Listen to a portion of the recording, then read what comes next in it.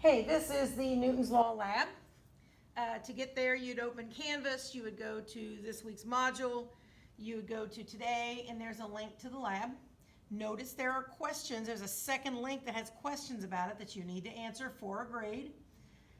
There's 3 sections of the lab. The first is called Wacky Washers, and you are to relate that to Newton's first law, and you need to write Newton's first law, number 1.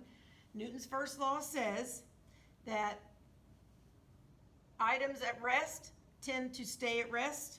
Items in motion tend to stay in motion in a straight line at a constant speed unless some other force is working on them. That's what the law says. You need to write that down on number 1. Now, wacky washers.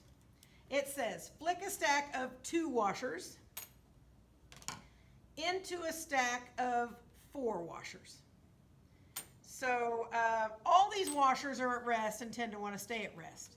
So if I flick these washers into the 4, what you find is the top 2 washers tend to, they stayed still, and the bottom 2 washers took off. I lost one of the washers that I flicked, actually. So what's happened is when I flick 2 washers,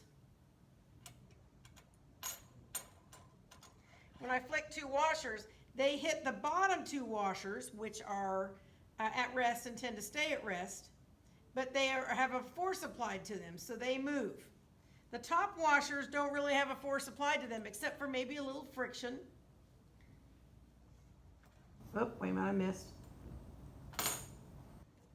Except for a little friction. The top washers seem to want to stay still. The bottom washers move because they have a force applied to them. You can try it. It might even be easier to do 1 washer and flick it into the rest of them. What you find is the top washers stay where they're at. You can't even see this. The top washers stay where they're at, and the bottom washer gets pushed out because there's no force being applied to the top ones, except for maybe a little bit of friction. The bottom one had force applied to it. The top ones wanted to stay still. Okay, so you need to answer the questions on that. We're moving to the Newton's second law. You're going to write Newton's second law. Newton's second law states F equals ma. If you apply a force to a mass, it will accelerate in the direction of the force. F equals ma. If you apply a force to a mass, it will accelerate in the direction of the force. So we're going to do a little thing with a pendulum here. We are going to be hitting this car with the pendulum and seeing how far it rolls. I've got you a little starting point here. Notice I have my pendulum support turned sideways so the car is not on it. I turned it sideways. This golf ball is not really heavy enough to be a problem. So I'm going to put my car right so the front bumper is at the beginning of the starting line, and the back bumper is being touched by the golf ball. Now, if you look at the data table, it tells you how to do this in the instructions if you're confused. The first one says no weight and 10 centimeter swing. So I'm going to put, there's no weight in the car. I'm going to pull the pendulum back 10 centimeters and I'm going to drop it. And I'm going to see how far that pendulum, or how far the car rolled. It rolled 34 centimeters. Now I'm going to put it back. Then it says pull it back 15 centimeters. So I'm going to pull it back to 15. I'm going to let it drop.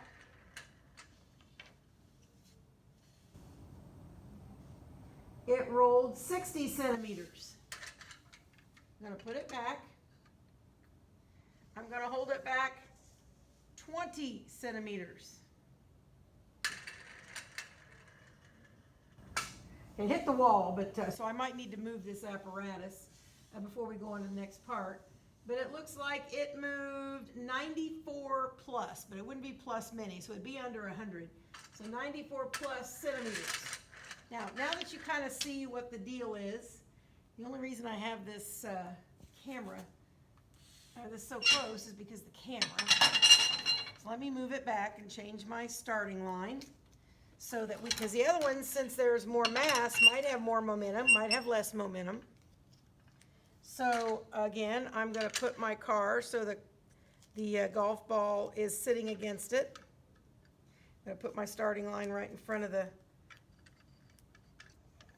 I'm going to move my camera.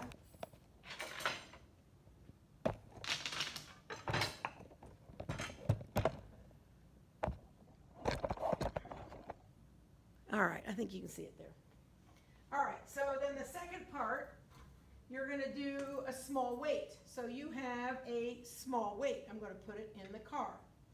I'm going to put the car against the ball, the golf ball. I'm going to hold it back 10 centimeters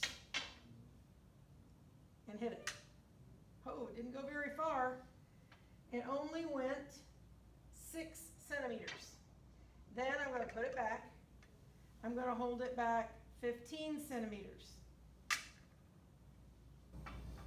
It only went 12 centimeters.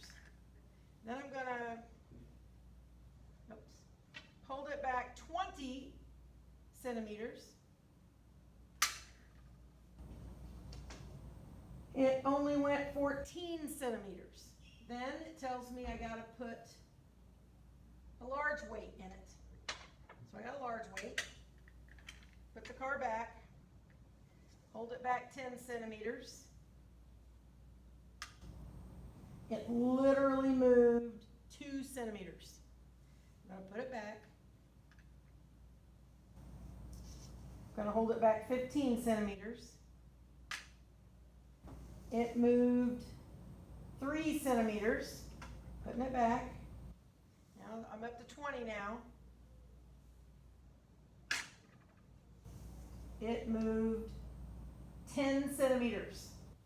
So we've done no weight at 10, 15, and 20 centimeters. We've done a small weight at the same and a large weight. You need to write down the answers I just read out and look at those, because you can see what matters to how much force, the force weight, the F equals ma.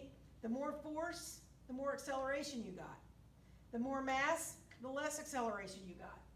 So you need to answer the question, answer the questions. The last one is a Newton's third law. Newton's third law of motion, you need to write it. Newton's third law is for every action, there's an equal and opposite reaction. For every action, there's an equal and opposite reaction. So what you're going to do is you have a balloon, and I will not give you another balloon. You have a balloon, and it's going to tell you to, I'd blow it up a little bit first, and so you're not getting another one whether you pop it or not. You're going to blow it up a little bit. See where it says barely blown up? You're going to blow it up barely, and you're going to, and I'll take you to, we're going to have to move again.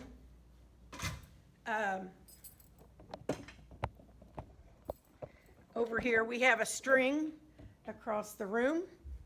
I've got the string marked every meter with a green mark, or maybe that's blue. I don't know. Okay, so let me see if I can get this so you can see it. The string is really hard to see on this camera. Okay, so you're going to blow up the balloon. First of all, I'm going to get a piece of tape.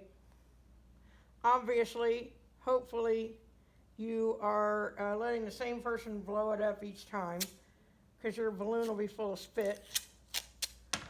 Now, you don't need, 6 feet of tape, just a little bit of tape. Now, the first line is right here. I'm not sure if you on camera can see it, but I'm putting a straw behind the very first mark on my string. Here's the mark, here's the straw. Then I'm going to blow up the balloon just a little bit. Very small. You don't want to blow it up the big time the first time, because if it breaks, you're out of luck. I'm going to turn it so you can see it. I'm literally going to tape it to this straw lightly so I don't pull the tape off and rip the balloon. I'm going to make sure that it's Newton's third law. So you want the air coming out of the balloon to be pointing directly backwards, so it'll push the balloon forward. Well, let it go. Oh, I know you didn't see that, but it literally only went about a centimeter. So I'm going to take the tape off, or take the balloon off, trying not to rip my balloon. If it looks like it's going to rip the balloon, I'm not going to take it off, which it does. So I'm just going to leave it. All right, I'm going to blow it up halfway. So I've blown it up a little bit more. And I'm going to, not tying it, I'm going to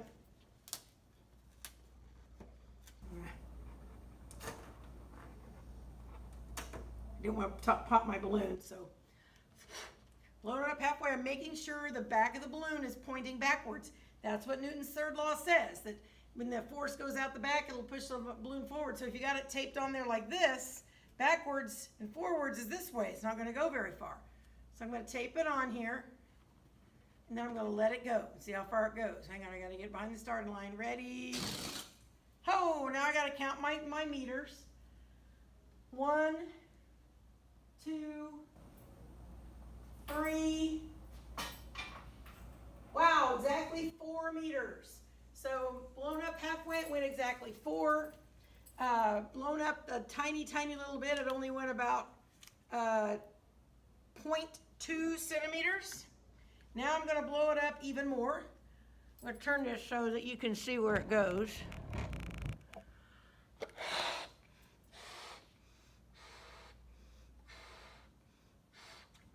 All right, I blew it up even bigger. I'm holding it so the air doesn't come out, and I'm taping it. Whoops, I'm letting air out. Taping it to the straw. I'm going to let it go. Wow. 1, 2, 3, 4, 5, 6.5 meters. 6.5 meters. So the more force you have going backwards, the more distance you get going forward. Again, because the air is coming out the back of the balloon, it comes out the back and it pushes the balloon forward, because for every action there's an equal and opposite reaction. So the action would be the air coming out of the balloon. The reaction would be the balloon going across the tape. All right, write this up and submit.